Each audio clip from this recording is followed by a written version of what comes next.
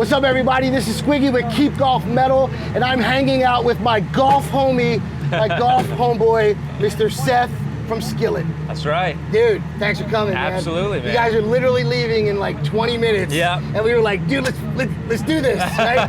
Let's get it in. Let's talk hey, golf. I need to get my golf fix out. I didn't get to play today, so if I could talk about it, I'll be good. So for you, what was the kind of first attraction to golf? Was it a family kind of bonding thing? Yeah. Like, what drew you to the game? Well, I have an older brother that played. He was really into golf and tennis. So yeah, I was about 9 or 10 years old. Funny enough, started playing golf around the same time I started playing guitar. One took me places, the other. Yeah. But yeah, he got me into it, and he kind of taught me the basics. But then, right at that same time, it was 97, 98, where Tiger just took over he's the Michael Jordan of golf. Right. And he to this day, he's still one of my favorite athletes. So for my generation, he really made golf cool. Sure. And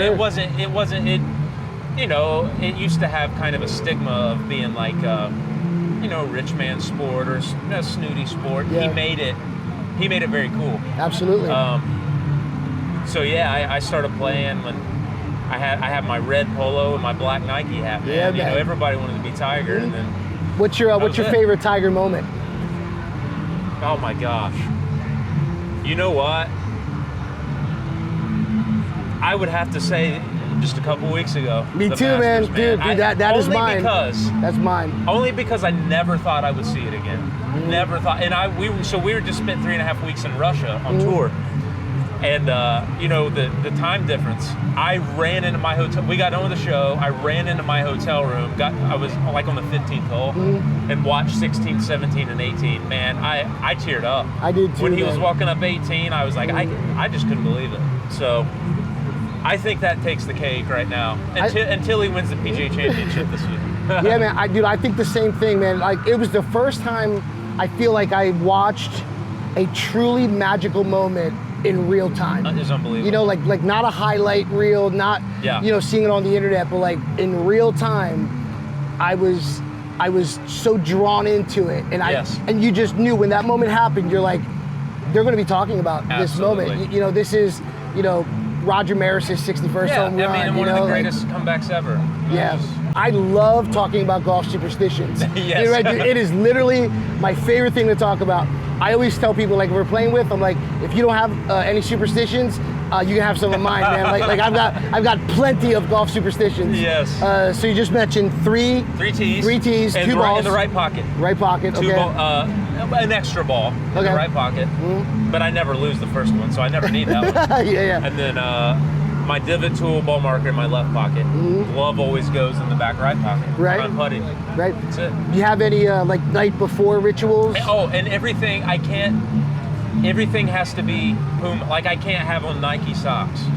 Oh, with okay. Puma shoes. You know what I'm saying? Yeah.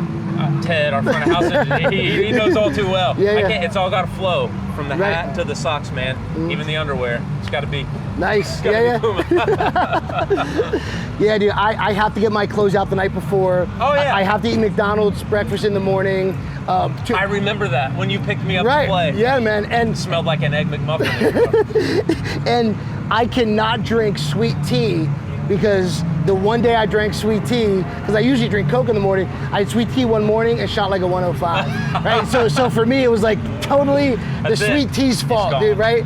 To this day, I cannot have sweet tea in the morning of. It's all Monster. Yeah. From that one. I like the fact that I feel like golf shows you who a person really is, right? Like, if you play golf with a guy who like doesn't pick up your putter, you know what I mean? If you drop a wedge, never gets the flag. Right. Like, it tends to reveal like exactly who that kind of guy is. Yeah. Like the guy that his ball's behind a tree, kind of kicks it out, right? like that's it. It kind of shows you who he is, like in life. The guy that doesn't call penalty shots on himself.